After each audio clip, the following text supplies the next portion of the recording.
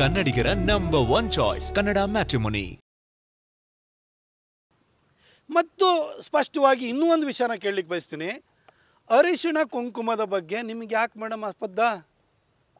ಅರಿಶಿಣ ಕುಂಕುಮ ಅನ್ನೋದು ನಮ್ಮ ಸಂಸ್ಕೃತಿಯ ಭಾಗವಾಗಿದೆ. ಕರ್ನಾಟಕವನ್ನು ನಾವು ಕರ್ನಾಟಕ ಮತ್ತು ಕನ್ನಡ ಕಲ್ಚರನ್ನು ಯಾವ ರೀತಿ ನೋಡ್ತೀವಿ?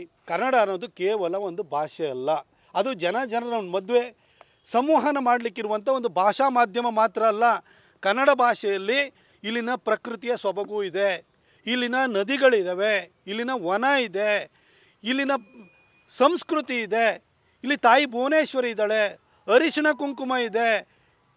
ಒಟ್ಟಾರೆಯಾಗಿ ಇದು ಕನ್ನಡ ಸಂಸ್ಕೃತಿಯಾಗಿದೆ.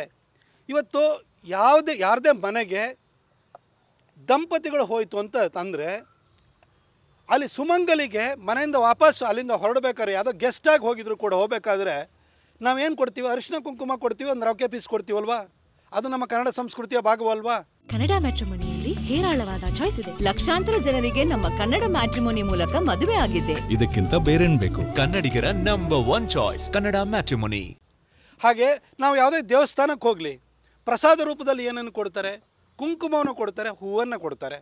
ಅದು ನಮ್ಮ ಸಂಸ್ಕೃತಿಯ ಭಾಗವಲ್ವಾ? ಆ ಕುಂಕುಮದ ಬಗ್ಗೆ ನೀವು ಅಬದ್ಧವನ್ನು ಇಟ್ಕೊಂಡಿದ್ದೀರಲ್ಲ. ನೀವು ಇವಾಗ ನಿಮ್ಮನ್ನು ತಾಯಿ ಚಾಮುಂಡೇಶ್ವರಿ ಕರೆಸ್ಕೊಳ್ತಾಳೆ ಅಂತ ನೀವು ಹೇಳ್ತಾ ಇದ್ದೀರಲ್ಲ. ಅರಿಶಿಣ ಕುಂಕುಮ ಮತ್ತು ಕನ್ನಡ ಸಂಸ್ಕೃತಿಯ ಬಗ್ಗೆ ಈ ರೀತಿ ನಿಮಗೆ ಒಂಥರ ದ್ವೇಷದ ಭಾವನೆಯನ್ನು ನೀವು ಇಟ್ಕೊಂಡಿದ್ದೀರಿ.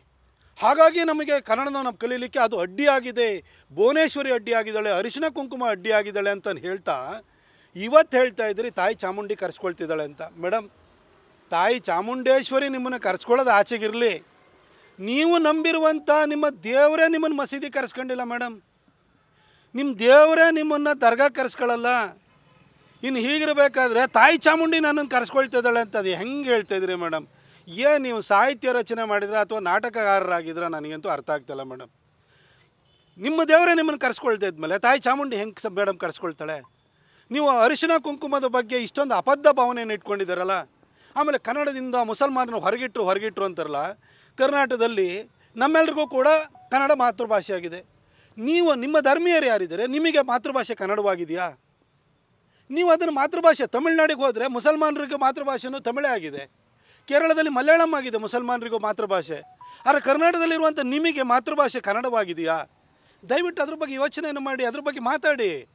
ಈಗ ಸುಮ್ಮನೆ ಬಂದು ಅದನ್ನು ಏನೋ ಇನ್ವೈಟ್ ಮಾಡಿದ್ದಾರೆ, ಅದನ್ನು ನೀವು ಹಿಂದಿನ ಭಾಷಣಗಳನ್ನು ಮರೆತು ಈ ರೀತಿ ನಿಮ್ಮ ಹೊಸ ಹೇಳಿಕೆಗೆ ಜನ ಮಾರು ಹೋಗ್ತಾರೆ ಅನ್ನೋ ರೀತಿಯಲ್ಲಿ ನೀವು ಹೇಳಿಕೆ ಕೊಡ್ತೀವಿ. ಕನ್ನಡಿಗರ ನಂಬರ್ 1 ಚಾಯ್ಸ್ ಕನ್ನಡ ಮ್ಯಾಟ್ರಿಮೋನಿ.